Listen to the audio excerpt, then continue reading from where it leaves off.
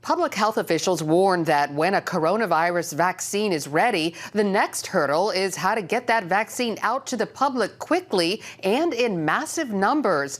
Joining me now is Jay Walker. He's the CEO of Appyject, a company that entered into a $138 million deal with the Trump administration called Project Jumpstart. Welcome, Mr. Walker. Glad to be here, Lori. So what is Project Jumpstart? Well, Project Jumpstart is an emergency and temporary program in the battle against COVID-19. It's a public-private partnership between my company, Appyject Systems of America, and the Department of Health and Human Services and the Department of Defense. And its purpose is to ensure that by year end, we'll have at least 100 million doses ready to inject of a vaccine or therapeutic, assuming one is available. And now you are going to be making these pre-filled syringes for the vaccines. What's the problem with glass vial systems of manufacturing and delivering vaccines? Well, there's no problem with glass vials. They work wonderfully, except when you need hundreds of millions of them all at once. The supply chain for glass vials requires not only that you have all of those vials and all the materials that go with it, but it requires that you have extremely specialized filling equipment to fill all those vials. All of that equipment is currently busy. It works on cancer drugs and other life-saving drugs. There is no excess capacity to fill 100 million, 150 million or more with a new vaccine.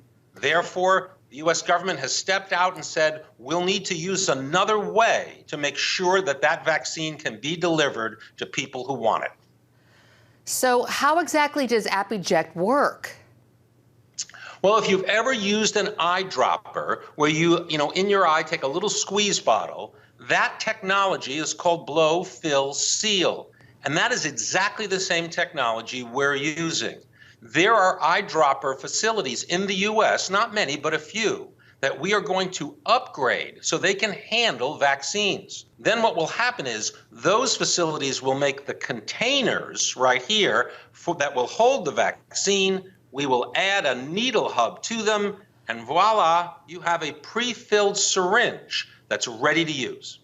So where will they be manufactured, and what is significant about that now and going forward? Well, we haven't announced yet which of the facilities in the U.S. will receive the upgrades. We're in discussions with all of the major U.S. manufacturers, but there are not many that do this on U.S. soil. What's going to happen is we'll choose one or two of those facilities in the next few weeks, and then we will begin to install all kinds of upgraded equipment that will all be approved by the FDA. Eventually, what we're going to do starting next year is build entire new factories capable of doing up to 330 million doses every month so that the entire U.S. population can be filled and finished from these brand new factories that we're building on U.S. soil. How does the optional RFID chip work? Well, each of these devices that are injected have the capacity to also have a small chip. What that chip does is it has the unique serial number for each dose. It is designed so that there is no counterfeiting. It's designed so that we'll know exactly that the right dose hasn't expired. However, that chip only refers to the dose. There's no personal information, no patient information. It's simply like a barcode, only we know instantaneously where and when that dose has been used. That also helps public health officials know when there are outbreaks, have we vaccinated enough people in those areas? That technology is purely optional, however, and the U.S. government hasn't even decided if they're going to use it. How quickly can you manufacture the vaccines, and what's your long-term goal? Well, we don't make vaccines, Lori. Drug companies make the vaccines. They then ship them to us for the packaging.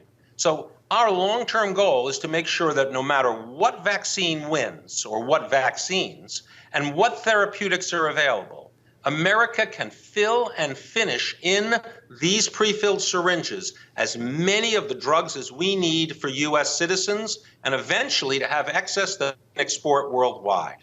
Our goal is to make sure that on American soil, we have everything we need to protect America.